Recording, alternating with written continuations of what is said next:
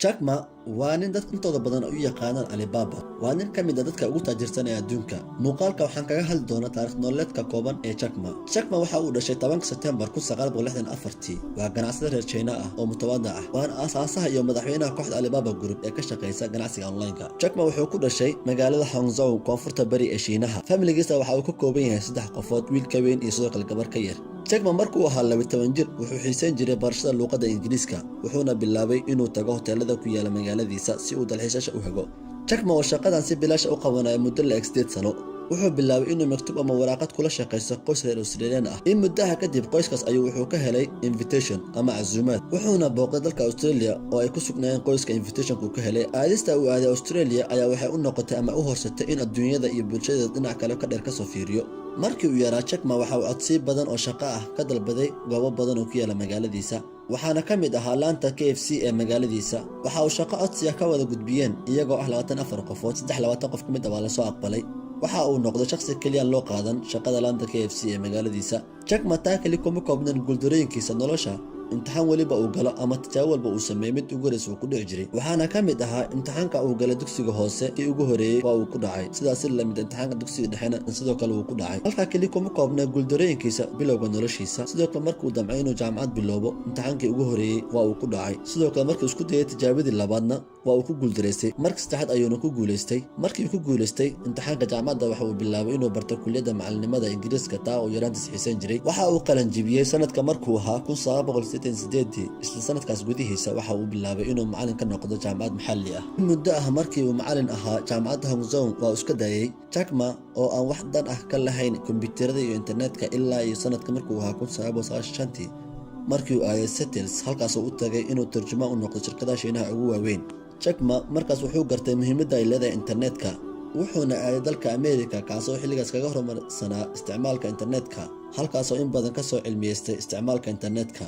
marka uu ku soo laabtay waddankiisa Shiinaha waxa uu la kulmay aasaasaha Yahoo, Jerry Yang, halkaas oo ay ka bilaabatay saaxiibtinimadooda. muddo 6 sano kadib, isagoo weli ka dheeraan saaxiibkiisa Jerry Yang oo ahaa aasaasaha Yahoo, Jack Ma oo sameeyay tijaabooyin badan sameynta shirkadda internetka dhexdiisa wax loogu iibsan karo. tijaabooyinkaas fara badan kadib, Jack Ma wuxuu aasaasay website lagu magacaabo China Pages. in muddaha isaga iyo 17 saaxiibihiisa ay ka wada shaqeynayeen.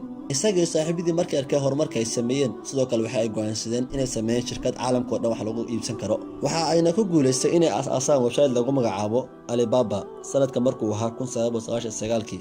waxa ay sameeyeen guulooyin isdaba joogto ah. in muddaha kadib markay aasaaseen website ganacsiga lagu magacaabo Alibaba, waxa ay maalgashi ka heleen shirkado waaweyn ee caalamka oo ka mid ahaa SoftBank iyo sidoo kale Goldman Sachs. dabiiqadii 9-meydii, Jack Ma oo la kulmay saaxiibkii Jerry Yang kaasoo ahaa aasaasihii Yahoo. Jerry Yang iyo Jack Ma ayaa isweydaarsaday fikrado ku saabsan horumarinta internetka dalka Shiinaha. sanadkii 2003 sidoo kale Jack Ma wuxuu aasaasay barkale internetka loo yaqaano Taobao, kaasoo ugu talagalay sida dukaamaysiga, inkastoo xilligaas ay jirtay shirkad kaga horeysay oo lagu magacaabo eBay. shirkadda eBay markay arkeen horumarka uu sameeyay website-ka uu aasaasay Jack Ma ee lagu magacaabo Taobao, maamulayaasha eBay ayaa go'aansaday inay iibsadaan shirkadda website-ka lagu magacaabo Taobao, taasoo ay soo bandhigeen lacago fara badan. Jack Ma ayaa arkay xiisaha ama dalabyada kaga imaanaya shirkadda eBay, taasoo ay doonayeen inay iibsadaan website-ka uu aasaasay ee lagu magacaabo Taobao. Jack Ma markaas ayuu dareemay inay shirkadda salmar badaaran ay sameynayso, taasoo ka diiday dalabyada ama xiisada ay kaga imaanaya eBay. saaxiibkii hore Jack Ma iyo sidoo kale ahaa aasaasihii Yahoo ee Jerry Yang ayaa soo bandhigay in website-ka ganacsiga ka iibiyo 40% saamiyada Alibaba. sanadkii 2005 ayuu ka iibiyay 40% saamiyada Alibaba oo kaga iibiyay lacag gaaraysa $1 bilyan.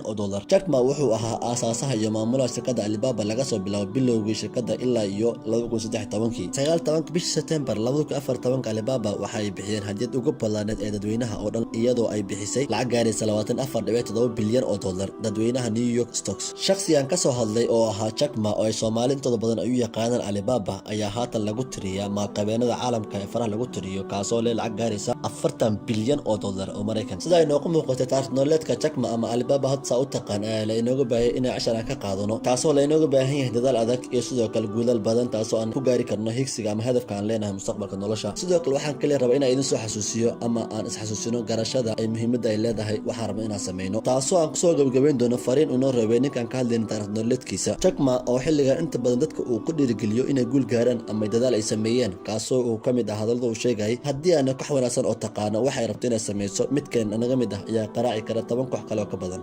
aad ugu mahadsantiin daawashada ku daawatay muuqaalkeena. fadlan haddii aad ka heshay like, subscribe, asxaabta la wadaag.